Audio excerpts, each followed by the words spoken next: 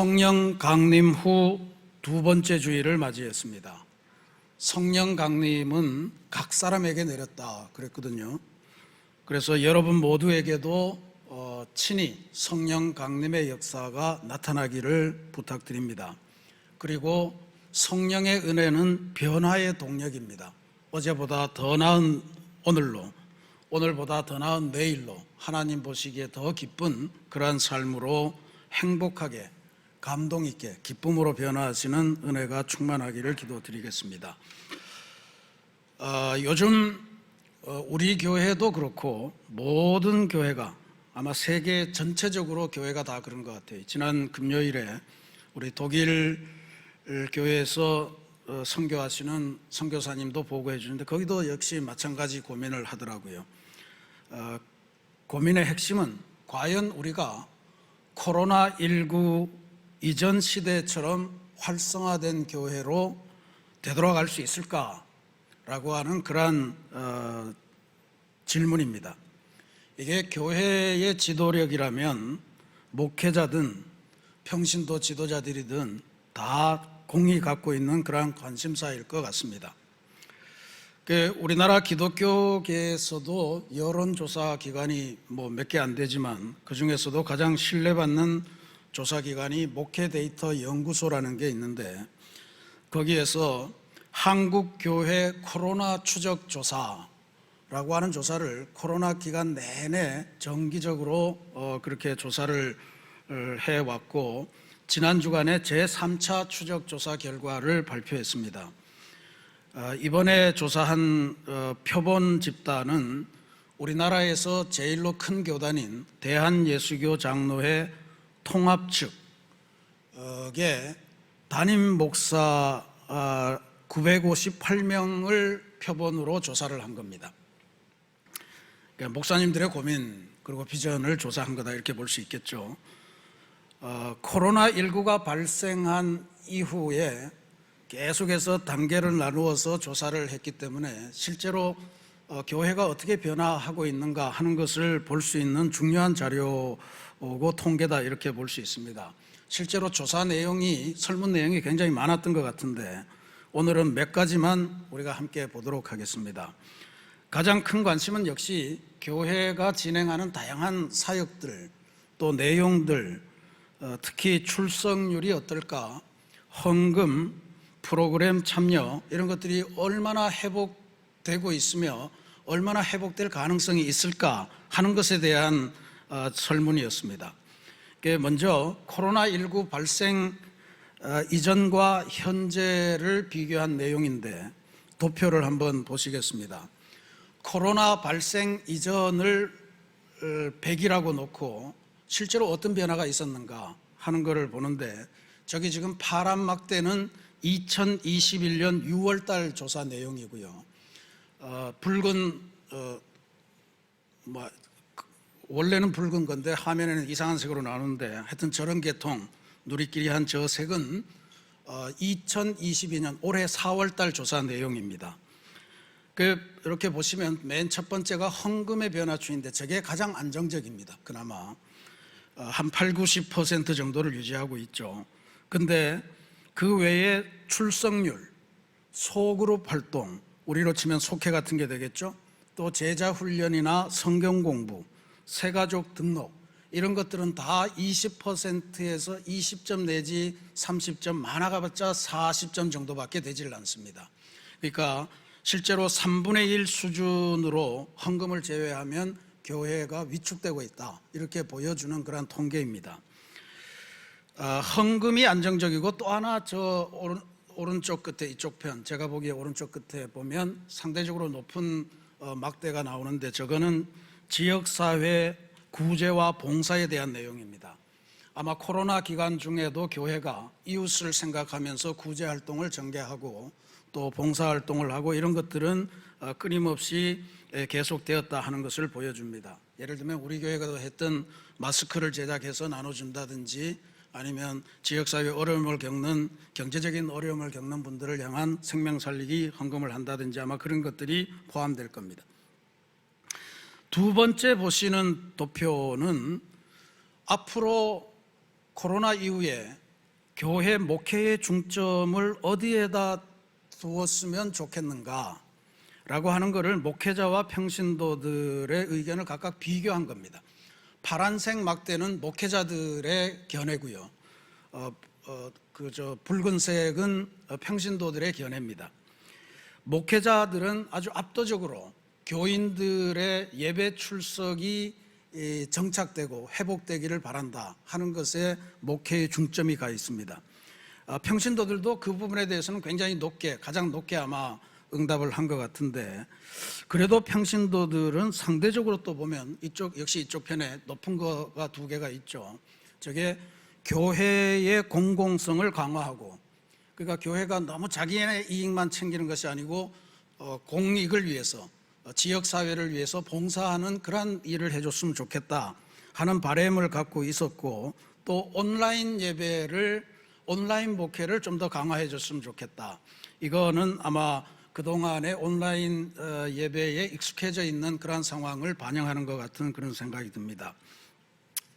그래서 목사님들은 뭐 그게 다 동일할 거예요. 다 연결이 되는 거고, 교인들이 다시 예배를 회복하는 그러한 것을 위해서 기도하고 있고, 평신도들은 이제 교회가 어떻게 해야 될 거냐, 사회와 어떻게 관계를 가져야 될 거냐, 선교를 회복하고 공적인 집단임을 더 강조하자라고 하는 것에 방점을 찍었다, 이렇게 볼 수 있습니다. 마지막으로 하나만 더 보겠습니다. 현재 담임 목사들, 이 대한예수교 장로회 통합 측 담임 목사들을 말해요. 현재 담임 목사들이 가장 힘겨워하는 요소는 무엇인가 라고 하는 질문인데, 이렇게 나왔습니다. 저거는 색깔에 큰 의미가 없습니다. 붉은 거는 이게 빈도가 높다는 거고, 나머지 5개는 순서가 뒤로 밀렸다. 그러니까 1위를 붉은색으로 표현한 것 같습니다. 그런데 너무 비슷하니까 공동 1위로 꼽은 것 같아요. 다음 세대 교육이 어렵고, 그러니까 교회 학교가 회복이 안 된다, 이런 이야기죠. 그 다음에 전도가 너무 어렵다. 그리고 주일 성수를 해야 된다는 성도들의 인식이 점점 약화되고 있다. 출석 교인 수가 감소된다. 재정에 어려움이 생길 것 같다. 영적인 침체에 돌입하는 거 아닌가 하는 염려, 그리고 교회에 대한 소속감이 점점 여려지고 있다 라고 하는 이러한 순으로 나타났습니다. 전반적으로 보면 이게 담임 목사들의 의식을 조사한 거니까 담임 목사들이 느끼는 어떤 염려, 이런 것들을 깊게 깨달을 수 있고요. 전체적으로 보면 코로나19 이전 수준으로 회복된다고 하는 것은 우리가 상상하는 것보다 훨씬 더 긴 시간과 노력과 기도가 필요하다는 것을 보여주기도 하고, 어쩌면 그렇게 회복되는 것 자체가 의미가 없다고도 볼 수가 있습니다. 이미 세상이 바뀌었고 또 신학도 바뀌어가고 성도들의 예배에 대한 생각이나 이런 게 바뀌었기 때문에 새로운 기독교가 태어나는 지점이 되어야 되는 거 아닌가 하는 생각으로도 생각을 확장할 수 있을 것 같습니다. 오늘 우리가 이사야 65장 말씀을 봉독했는데요, 이사야 65장 말씀도 잘 따져보면 이스라엘 공동체 안에 새롭게 교회를 출발하는 그러한 상황 하에서 쓰여진 그러한 말씀이다, 이렇게 볼 수 있습니다. 성경학자들은 이사야 66장 전체를 가지고 세 명의 저자가 있었다, 이렇게 규정을 합니다. 우리가 흔히 이사야라고 부르는 선지자는 1장부터 39장까지를 썼을 거다. 그 다음에 40장부터 55장까지는 제2 이사야라고 하는 무명의 예언자가 썼고, 그 다음에 56장부터 66장까지는 제3 이사야라고 하는 또 다른 무명의 사람에게 썼는데, 이게 내용적으로 연결이 되니까 이사야라고 하는 큰 성경 안에 하나로 묶었다, 이렇게 연구 과정을 발표합니다. 제1 이사야는 내용이 뭐냐면, 이스라엘과 유대, 북왕국과 남왕국이 멸망하기 전에 하나님께서 심판을 경고하고 또 회개를 촉구하는 이런 내용으로 되어 있습니다. 제2 이사야는 나라가 망한 다음에 바벨론의 포로로 잡혀가서 그 포로 생활을 하는 중에 하나님이 다시 회복시켜 주겠다, 해방을 주겠다, 회개해라 하는 그런 소망과 비전의 그런 말씀을 전하는 것이 제2 이사야고요. 제3이사야, 오늘 우리가 봉독한 부분이 있는 제3이사야는 이제 바벨론 포로 생활을 끝내고 고향 땅으로 다시 돌아와서 새로운 이스라엘을 건설하는 과정에서 성전도 다시 져야 되고 또 신앙도 회복해야 되고 경제도 회복해야 되고 뭐 이런 과정 속에 있는 속에서 하나님의 인도하심을 예언으로 받는 그러한 내용이 되겠습니다.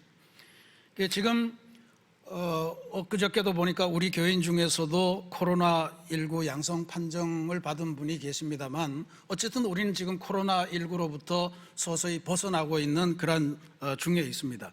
그런데 저는 바벨론 포로 생활을 끝내고 고향 땅에 돌아와서 새로운 이스라엘 공동체를 만드는 이 제3이사야가 처해 있는 이 과정, 이 상황이 오늘 우리가 코로나로부터 벗어나서 새로운 교회를 만들어가는 또 만들어 가야 되겠다고 생각하는 이 상황과 너무 유사하다 하는 점에서 오늘 이 말씀을 보고 은혜와 위로를 받고자 합니다. 어떤 점이 유사한가? 첫 번째로는 하나님께서 주셨던 약속의 땅, 그게 돌아와 보니 모든 도성들이 너무너무 황폐하게 변화된 거예요. 제3이사야에서는 심지어 광야 같다, 우리가 살던 이 고향 땅, 이 하나님이 주신 젖과 꿀이 흐르는 땅이 광야처럼 변해 있다, 이렇게 고백을 하는 본문도 있습니다. 이들 도성들이 다 이스라엘 백성들이 한때 하나님의 약속을 받아서 살던 삶의 터전 아닙니까? 그런데 이제는 형편없이 망가지고 잡초만 웃자라 있는 그런 아주 참혹한 현장으로 변해 있어서 많은 사람들이 고향에 기쁘게 돌아와서는 정작 고향의 모습을 보면서 실망하고 또 나아가서는 하나님은 도대체 뭘 하셨을까? 이 지경이 되도록 왜 이래나 그냥 내버려 두셨을까? 하면서 하나님을 원망하는 소리도 높아가는 그러한 지점이었습니다. 고향으로 돌아온 것은, 해방된 것은 너무 좋은 일인데 고향 땅의 실상을 보면서 절망하고 하나님에 대해서 불평하고 하나님의 무능을 규탄하고 뭐 이런 비신앙적인 행위들이 점점 많아지는 그런 상황이었다, 이런 이야기. 두 번째 상황은 그럼에도 불구하고 일각을 통해서 이런 절망을 뚫고 다시 우리가 시작하자, 그걸 위해서 무너진 예루살렘 성전을 재건하고 무너진 예루살렘 성벽을 재건하려고 하는 운동이 꾸준하게 일어났다는 점에서 오늘 우리들의 바람과 유사합니다. 이스라엘 백성이 바벨론 포로에서 고향으로 돌아온 것은 3차에 걸쳐서 진행이 됐습니다. 1차, 2차, 3차 전부 다 걸출한 지도자들과 함께 왔는데 1차에 온 사람들이 이제 스룹바벨 총독과 여호수아, 이건 모세의 후계자 여호수아하고는 다른 인물입니다.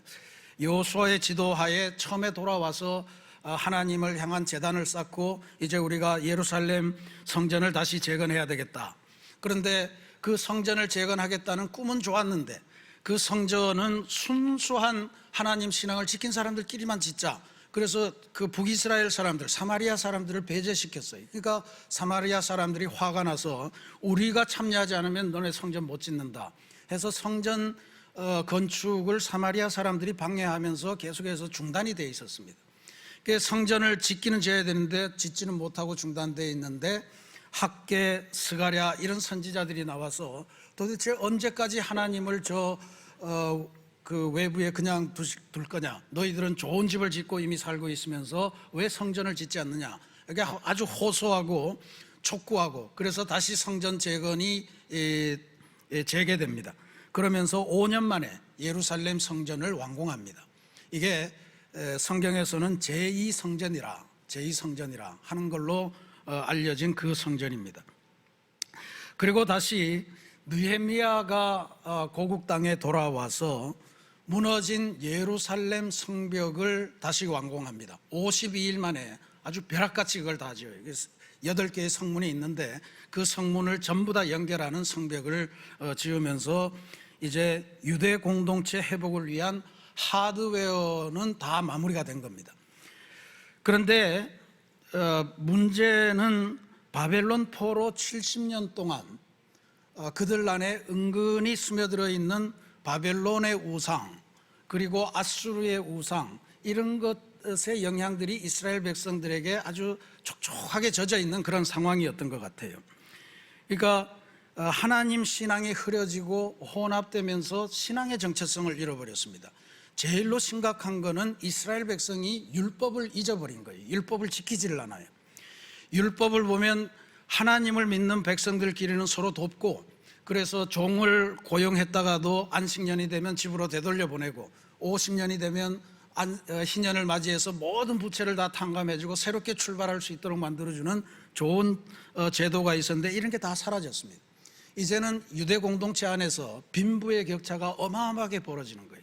그 이야기는 뭐냐면, 부자들은 가난한 사람들을 계속해서 압박하면서 가난한 사람들의 돈을 갈취하고, 그 돈을 갈취하다 안 되면 종을 삼고, 뭐 이렇게 해서 유대 공동체가 빈부의 격차가 심해지면서 분열됐습니다. 가난한 사람들은 먹을 것이 없으니까 당장 부자들에게 돈을 빌리는데, 그 돈을 갚지를 못하니까 결국은 또 자녀들을 종으로 팔아야 되고, 그러다 보니 가난한 사람들은 끊임없이 부자들에게 예속되어 가면서 이게 공동체 자체가 지파 공동체라고 하는 게 의미가 없어지는 그런 상황이에요. 이게 뭐냐? 유대 사람들이 율법을 잊어버리면서 생겨난 현상이에요. 왜 율법을 잊었겠습니까? 그냥 잊은 게 아니에요. 바벨론의 우상들이 그들의 삶에 들어와서 그들의 눈을 가리고, 하나님이 우리를 인도하셨지만 이제는 아닌가 보다, 이제는 바벨론이 더 강한 것 같아, 바벨론의 마르둑 신이 더 세 하면서 그 우상들을 섬기기 시작한 것 때문에 이런 일이 된 거예요. 그래서 이런 상황에서 학자이고 제사장의 후손이었던 에스라가 나와서 이러면 안 됩니다, 우리가 하나님의 말씀 성경을 다시 읽는 운동을 전개해야 됩니다 하고 그 성경 다시 읽기 운동을 전개하는 그런 신앙운동을 벌였습니다. 바벨론 포로 귀환 이후에 경제적으로 망가진 공동체도 살려야 되고, 타락한 신앙도 회복해야 되고, 이런 속에서 이 둘 다를 해결하기 위해서 열심히 신앙 갱신 운동을 하던, 이게 바로 제3 이사야가 기록되던 배경이다 라고 하는 걸 기억하시면 되겠습니다. 오늘 우리가 봉독한 이 이사야 65장 1절부터 9절 말씀도 그런 상황을 이해하시면서 읽으시면 됩니다. 그러면 오늘날 우리는 코로나로부터 새로운 교회를 만들기 위해서 정말로 염려도 많고 될까 안 될까 뭐 이렇게 다양한 그런 고민의 통계를 보셨습니다만, 새로운 이스라엘의 공동체, 또 신앙을 회복하고 새 교회를 만들어야 되는 그 시점에서 하나님은 이스라엘 백성에게 어떤 요구를 하셨을까? 이걸 보는 건 대단히 중요할 것 같아요. 하나님의 요구는 의외로 간단했습니다. 딱 두 가지입니다. 우상 숭배를 계속하는 사람은 멸망한다. 또 하나, 어렵지만 하나님 신앙을 꿋꿋하게 붙잡고 있는 사람은 영원한 복을 누릴 거다라고 하는 두 가지 지침만 주셨어요. 저는 큰 위로를 받았습니다. 이게 어떻게 회복이 될 수 있을까, 뭐 이런 온갖 거를 다 염려했는데 하나님은 딱 두 가지로 정리를 한 거예요. 우상 믿지 말고 하나님을 붙들고 가라, 그러면 나머지는 내가 알아서 하겠다, 이런 말씀으로 들립니다. 우상 숭배하는 자들은 확실하게 심판하시겠다는 하나님의 말씀, 이거 중요합니다. 다 하나님의 약속을 받은 백성들 아닙니까? 근데 하나님의 약속이 끝끝내 이루어질 거라고 하는 믿음을 갖지 못하면 그 중간에 고난의 삶, 고난의 현실을 바라볼 때마다 우리는 원망하게 되고 그 약속을 주신 하나님을 의심하게 되는 그런 속성을 갖고 있습니다. 하나님이 왜 안 보일까? 하나님은 왜 침묵하실까? 하나님은 능력이 다하셨나? 뭐 이런 거를 자꾸 질문하게 돼요. 하나님이 우리에게서 얼굴을 돌리셨다, 뭐 이렇게 성경에 나오는 아주 상투적인 표현이잖아요. 근데 하나님은 아주 공공연하게 말씀하십니다. 나는 숨어 있지 않았다. 나는 아주 공공연하게 내가 여기 있노라고 여러 번 선언을 했다 하는 말씀을 들려주세요. 1절 말씀 보십시오.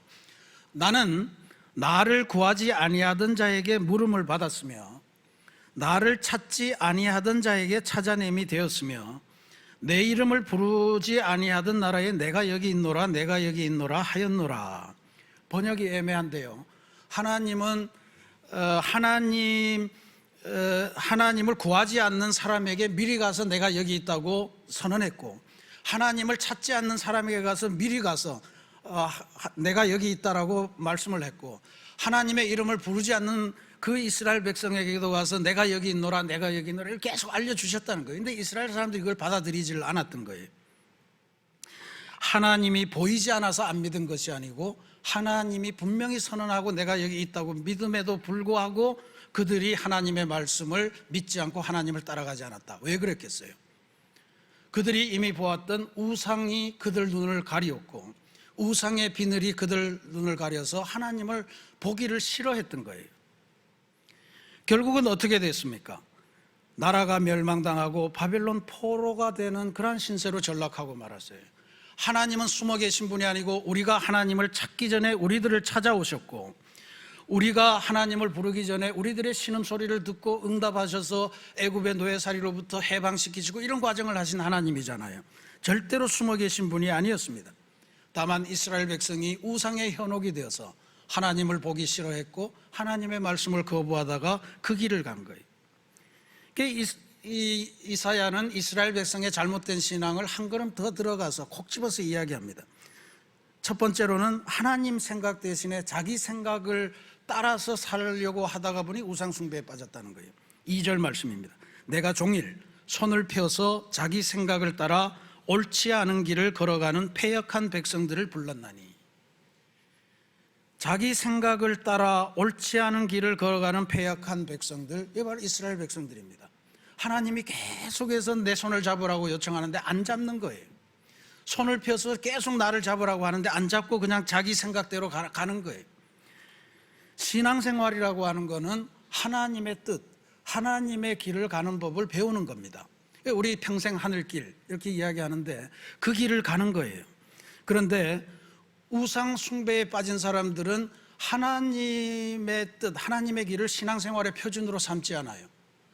뭐가 이 세상의 대세냐? 이 세상에서 이름 좀 내려면 어떻게 해야 되나? 사람들에게 좀 잘 보이게 하려면 뭐 조작도 하고 뭐 이런 거 막 하잖아요. 그러니까 그런 거를 이야기하는데 그렇게 자기 생각이라고 하는 거는 자기 머릿속 생각만이 아니고 세상의 대세를 쫓아가려고 하는 우리의 욕망, 이거를 상징하는 표현이거든요. 그러니까 욕망을 따라가다 보면 절로 하나님은 뒷전에 빠지고 우상에게 빠지게 돼 있다. 이스라엘 백성이 그 길을 갔다라고 하는 게 하나님의 진단입니다. 그럼 어떻게 빠졌느냐? 그게 지금 3절과 4절 말씀에 나옵니다.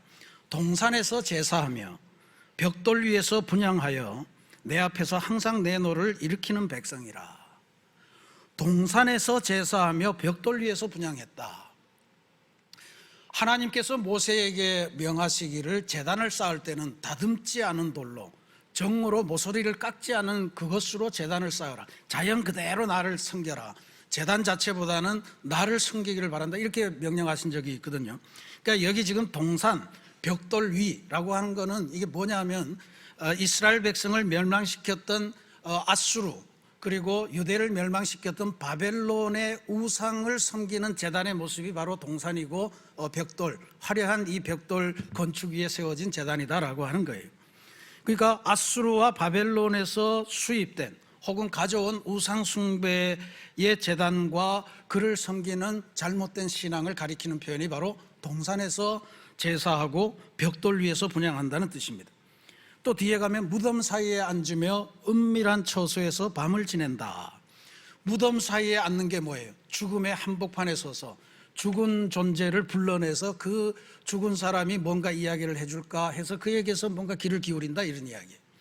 아마 아수르와 바벨론의 우상 그 숭배의 한 양태 같아요.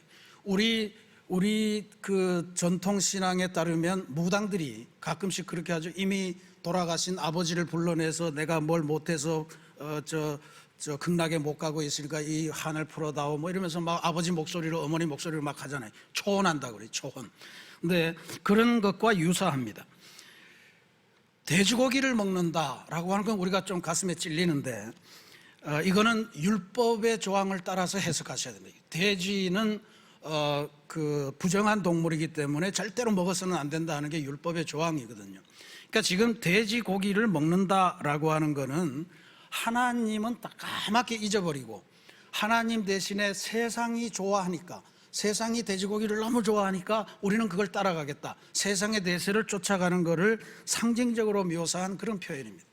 그러니까 지금 동산에서 제사하고 벽돌 위에서 분향하고 무덤 사이에 앉고 그리고 은밀한 곳에서 밤을 지새고 뭐 이런 것들, 그리고 돼지고기를 먹고 무슨 뭐 하는 거, 전부 다 하나님을 버리고 우상을 쫓아가는 그런 이스라엘 백성의 모습을 낱낱이 고발하는 그런 내용들이에요. 하나님께서 노하고 경노하시고 그러는 백성이라고 규정했습니다. 바벨론 포로에서 돌아와서 이제 새로운 이스라엘을 만들어야 되는데, 그러면 당연히 약속의 땅을 주셨다가 우리의 운명을 해방시켜 주셔서 새로운 길을 만드는 하나님에게 길을 물어야 되잖아요. 하나님에게 방법을 물어야 되잖아요. 하나님의 계획이 무엇인지를 물어야 되잖아요. 근데 그런 걸 안 묻고 우상에게 가서 묻고, 우상에게 절하고, 우상에게 가서 도대체 내 비전이 뭐냐고 그렇게 매달리는 형국이다 이거예요. 문제는 이 수천 년 전의 사람들만 이랬겠느냐 이거죠. 오늘 21세기 우리 그리스도인들은 어떻게 살아갈까? 홍성사라고 하는 아주 유명한 기독교 출판사가 있습니다. 거기에 믿음의 글이라고 하는 총서 시리즈가 있는데, 거기에 이런 제목의 책이 있습니다. 주여, 사탄의 왕관을 벗었나이다. 저분이 저자가 김혜경이라는 분이에요. 근데 단군교라고 하는 거를 만들어서 자신이 교주 노릇을 하다가 또 아주 큰 무당이었습니다. 박수무당으로서 아주 날리던 분이었던 것 같은데, 그분이 이제 복음을 읽고 전도를 받아서 그리스도인이 된 거예요. 그러니까 그리스도인이 됐으니까 그게 얼마나 귀한 경험입니까? 큰 무당에서 그리스도인이 되었으니까 온 교회에서 초청을 해서 간증을 듣는데, 그 책에 이분이 쓰는 이야기예요. 자기가 큰 교회에 가서 간증을 하고 성도들하고 인사 나눌 때마다 깜짝깜짝 놀랜대요. 그 교회 중직들 가운데 자기 옛날 고객들이 너무 많다는 거예요.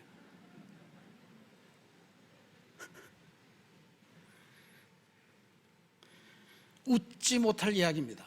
웃지 못할 이야기예요. 하나님에게 길을 물으면 충분한데 그것으로 충분하지 않아서 무당에게 가서 도대체 우리 회사는 어떻게 되겠습니까? 우리 자녀는 이번에 대학을 합격하겠습니까? 우리 애가 결혼을 하는데 궁합이 맞겠습니까? 날짜는 잘 택했습니까? 이런 걸 물어본다는 거예요. 하나님께서는 내가 여기 있노라 하면서 우리들에게 손을 펴서 지금 다가오고 계신데, 그 손 잡으시기 바랍니다. 그 손 잡으시고 우리의 생각을 접으시고 하나님의 생각대로 하나님의 길을 따라서 하나님의 뜻을 쫓아가는 그러한 하나님의 백성들이 되시기를 부탁드립니다. 이게 하나님의 마지막 결론이에요. 우상을 섬기면 멸망하지만 대신에 하나님 신앙을 끝까지 붙들면 영원한 복을 주시겠다라고 하는 것이 마지막 약속입니다. 8절 9절 말씀입니다. 여호와께서 이와 같이 말씀하시되 포도송이에는 즙이 있으므로 사람들이 말하기를 그것을 상하지 말라, 거기 복이 있느니라 하나니 나도 내 종들을 위하여 그와 같이 행하여 다 멸하지 아니하고 내가 야곱에게서 씨를 내며 유다에게서 나의 산들을 기업으로 얻을 자를 내리니 내가 택한 자가 이를 기업으로 얻을 것이요 나의 종들이 거기에서 살 것이라. 이사야는 지금 하나님 신앙을 꿋꿋하게 지키는 사람들을 두 가지 모습으로 비유합니다. 하나는 즙이 가득한 포도송이고요, 또 하나는 야곱의 씨라고 하는 표현을 썼습니다. 즙이 가득한 포도송이, 말라버린 포도송이를 여러분 좋아하시겠습니까? 먹어도 별로 맛도 없고 뭐 썩은 것 같고 그렇겠죠. 근데 즙이 가득한 포도송이는 먹을수록 감탄이 나오지 않습니까? 그러니까 자기 스스로도 좋지만 그 포도송이를 먹는 사람들이 다 기쁨을 누리는 거예요. 그러니까 이 즙이 가득하다라고 하는 이 표현은, 즙이 가득하면 절대로 상하지 마라, 거기에는 복이 있다, 이렇게 사람들이 말하니까 그걸 그대로 보존한다는 거잖아요. 하나님이 그처럼 우리들을 보존하시겠다는 이야기예요. 여기 그렇게 보면 여기 즙이라고 하는 것은 하나님의 은총을 말하는 겁니다. 하나님의 은총을 가득 품은 인생, 그 인생은 절대로 상하지 아니하고 하나님께서 돌보아 주신다라고 하는 거예요. 그리스도인이라고 하는 것은 무릇 이런 존재입니다. 우리 안에 하나님의 은총을 가득 담고 있어서 우리 자신의 구원의 확신은 물론이고 우리 주변 사람들에게 하나님의 구원의 은혜, 하나님의 은총을 나눠줄 수 있는 그런 사람을 말해요. 그리스도인은 결단코 내 구원을 이루면 그것으로 끝 하는 이기적인 존재가 아니에요. 나도 구원을 받았지만 내가 받은 이 구원을 옆에 사람에게 나눠줘서 함께 구원받는 것을 소명으로 하는 그런 존재가 그리스도인이에요. 바로 자신에게 있는 귀한 포도즙, 하나님의 은총을 이웃에게 나눠주는 그러한 삶을 우리가 살아야 될 겁니다. 야곱의 씨라고 했습니다. 야곱의 씨, 아브라함을 불러내시면서 민족과 땅과 복을 약속하셨는데 그것을 실제로 이룬 것은 야곱이었어요. 야곱의 12아들, 그 씨를 통해서 이루어가는데 12아들 중에 아주 미약한 존재, 마지막 마지막에서 두 번째 요셉이라고 하는 그 존재를 통해서 출애굽의 역사를 준비하고 그렇게 간 거예요. 존재 자체도 미미했고 애굽에 팔려갔고 죽은 줄만 알았던 그 어린 소년을 통해서 하나님의 길고 긴 구원의 역사가 이루어졌다라고 하는 사실, 이게 야곱의 씨가 갖는 핵심적인 의미입니다. 농사를 짓는 분들은 씨앗의 의미를 잘 압니다. 그냥 그것은 그냥 갖는 게 아니고 다음 해 농사를 위해서 남겨두는 곡식의 씨앗 아니에요. 그러니까 하나님께서 이스라엘 백성이 불충할 때마다 심판하고 재앙을 내리고 완전히 멸망할 것처럼 그렇게 하시지만 언제나 남은 자를 남겨놓으셨다는 거예요. 그루터기를 남겨놓는다는 거예요. 그래서 그 그루터기를 통해서 다시 하나님의 나라의 새로운 비전이 일고 싹이 돋고 그 그루터기를 통해서 하나님의 약속이 새롭게 일어난다라고 하는 겁니다. 아무리 소수라도 하나님의 약속을 간직하고 그 약속을 꿋꿋하게 지키고 세상 풍조는 나날이 갈리어도 나는 내 믿음 지키리라 하면서 그렇게 살아가는 그 사람들에 의해서 하나님의 나라가 계속된다라고 하는 것을 보여줍니다. 야곱의 씨. 남은 자들이라고 하는 것은요, 결국 자기 뜻이 아니라 주인의 뜻대로 살아가는 종을 말합니다. 하나님의 종이 된다고 그랬죠. 그리고 하나님의 종으로 살 때 하나님께서는 하나님이 가지신 모든 산, 모든 복을 기업으로 주시고 그 약속의 땅에서 그 종들을 살게 할 거다라고 하는 약속의 말씀을 마지막으로 주셨어요. 사랑하는 우리 새신교회 성도 여러분, 우리는 알다시피 다 연약한 존재들입니다. 우리들은 뭐가 좋다더라 그러면 거기에 쏠려가요. 하나님을 믿는다고 하면서도 카드라 가는데 너무 민감합니다. 그래서 연약한 우리가 하나님의 뜻만 쫓아서 한평생을 살아간다는 것은 기적에 가까운 일이에요. 불가능합니다. 구멍난 독 같은 인생이에요. 은혜를 오늘 받아도 오늘 나가면서 다 새버려요. 교회 가면 주차장에 은혜가 잔뜩 떨어져 있다고 그러죠. 교회 주차장에 예배당에서 잔뜩 은혜를 받았는데 주차장 나가면서 거기서 다 흘리고 간대. 싸우고 네가 내 차를 막았다 싸우고. 구멍난 독처럼 아무리 은혜를 받아도 계속해서 난 구멍으로 새 나가는데, 그러나 그렇다고 포기할 수는 없지 않습니까? 근데 구멍난 독에 물을 가득 채우는 유일한 방법이 있다는 거예요. 그게 뭐냐 하면 하나님의 은혜의 바다, 하나님의 은혜의 우물에다가 우리의 구멍난 독을 집어넣는 거예요. 그러면 우리의 독은 구멍이 나 있지만 하나님의 은혜의 물이 그 항아리 안에 가득 차게 된다는 이야기입니다. 인생 살면서 예수 믿기가 왜 이리 어려워요? 왜 이렇게 하지 말라는 게 많아요? 왜 이렇게 교회는 자주 오라고 그래요? 왜 이렇게 부담스러워요? 회사 일 하기도 바쁜데 왜 이렇게 일이 많아요?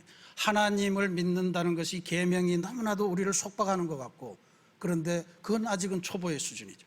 하나님의 은혜의 바다에 우리들의 독을 집어넣으면 하나님의 은혜가 우리 안에 가득 차서 이제는 모든 것이 기뻐요. 내 기도하는 그 시간, 그때가 가장 즐겁다. 하나님을 만나러 오고 싶어서 난리가 날 거예요. 하나님의 이름을 전해주는 그 전도하는 일이 너무 기뻐져요. 그렇게 해서 하나님께서 내게 원하시는 그 삶을 살아가고 싶어서 내가 너무너무 기다려지고 내가 너무너무 나를 표현하고 싶고 하는 거, 그게 바로 진정한 그리스도인의 경지가 될 겁니다. 예수님께서 어느 날 말씀하시기를 진리를 알면 진리를 알지니 진리가 너희를 자유롭게 하리라 하신 말씀을 하셨어요. 계명을 지키는 게 아니에요. 진리를 알고 진리의 바다에 빠지면 우리가 살아가는 삶 자체가 진리의 삶이 돼서 자유로운 삶, 우리가 정말로 아름답게 살아가는 그 삶이 하나님의 삶이 되고, 내가 살아갈 때마다 하나님의 사랑이 떨어지고, 그렇게 해서 하나님의 아름다운 나라를 만들어가는 삶이 된다는 겁니다. 그러니 우리는 만난 즙을 가진 포도송이 같은 삶으로 만들어주셨으니 그 삶에 충실하십시다. 지금은 어려워도 야곱의 씨로 우리를 삼아주셨으니 하나님의 씨앗을 보존하고 남은 자로서 하나님 신앙을 유지하면서 이 세상을 승리하십시다. 그러면 하나님께서 남은 자 우리들을 통해서 하나님의 새로운 교회, 하나님의 새로운 나라의 역사를 만들어 가실 줄로 믿습니다. 이와 같은 아름다운 삶이 여러분의 삶이 되시는 복된 성령 강림 절기가 되시기를 주님의 이름으로 축원합니다. 같이 기도하겠습니다.